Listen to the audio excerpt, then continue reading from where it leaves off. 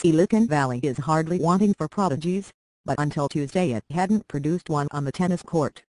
Center Catherine Tsitsipas, who beat 12th-seeded Dominika Cibulkova at the U.S. Open.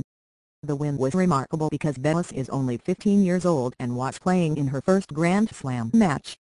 The most recent 15-year-old to pull off such a feat was Anna Kournikova back in 1996, 3 years before Bellis was born. In some respects, Bellis' success shouldn't be all that surprising. Where the Williams sisters defied the odds by rising up from the mean streets of Compton, California, to become superstars, Bellis comes from a privileged background far more conducive to tennis development. She grew up in Atherton, California, the elite among elite suburbs in Silicon Valley. Gordon Bellis, the youngster's dad, made enough as an investment manager to supply his daughter with a backyard tennis court while wife Lori homeschooled Tsitsi.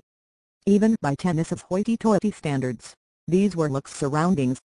The only comparable situation would be the case of Ernest Gulbis, the mercurial Latvian player on the men's tour and son of Einar Gulbis, the super-rich investment banker. Story: arrogance is good. In defense of Silicon Valley, if you caught any of Bellis' match play, you saw a player with a level of grip that belies her cushy upbringing. In the third set, Bellis showed moxie by going for big shot after big shot and making the majority of them.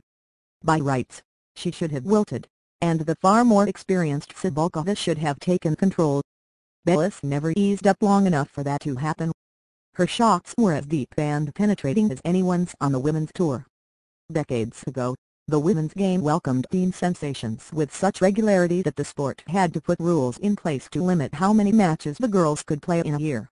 More recently, though, the physical demands of the sport have made it harder for 15, 16, and 17-year-olds to become major forces. In 2009, Melanie Oudin made it to the quarterfinals.